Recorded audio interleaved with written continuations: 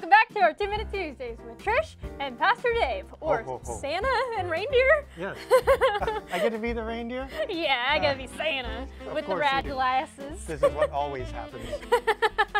2-minute two.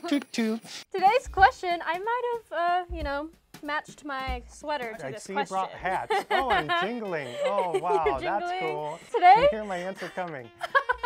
Today's question is, what does Santa have to do with the Christian interpretation of Christmas? This is from Edmund. All right.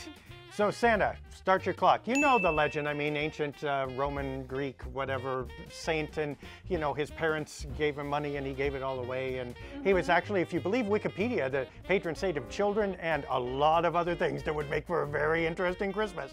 But it was popularized really in America by Coca-Cola. I think it was in the 1920s. Yeah. Thank goodness that they found Santa first and not the polar bears. Otherwise, polar bears would be coming down our chimney, eating our house pets. Again, very different Christmas. I wouldn't be mad at that, though. No, well, except that they're carnivores, hardcore.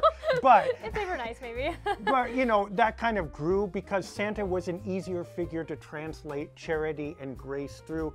Not just because, it wasn't even a religious thing in terms of, back then, it was just an extension of, or, people weren't, it was a Judeo-Christian, quote-unquote, culture, so people didn't even ask those questions, rather. The Christian questions. Yeah, well, right. It's only now, really recently, that there's been that divide. So for most of Santa's tenure, even as a popular figure, this wasn't an issue. Somehow it is nowadays because we're all this way and that way, and look. Here's how you can bring the two together. Again, it's something we said last week. God talks to us in languages we understand. For most kids or most whatever, this idea of death and resurrection in Jesus, and here's a cross, and then, okay, that's actually really difficult to comprehend. But God loves you. God cares about you, God gives you good things, and God provides for us.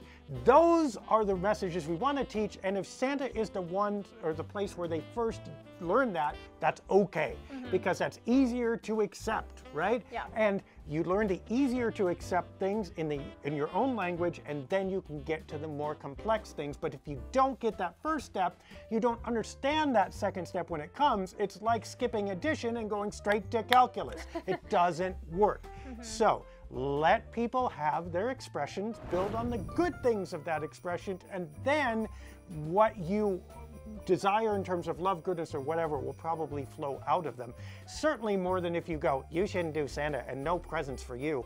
Boy, that's an awful tough message to start with and get to the grace of God. Yeah.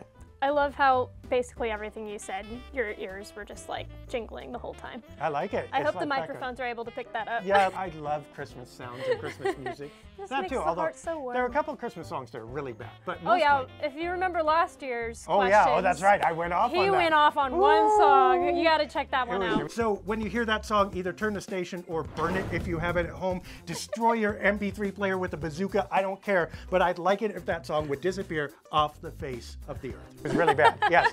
That said, that the secular or sacred, this divide, I mean, if it reminds you of love and goodness in here and allows you to share it out here, it's not really secular anymore. It's serving a sacred purpose. So stop labeling it as not God stuff, and you're going to see God in a lot more places. Yeah.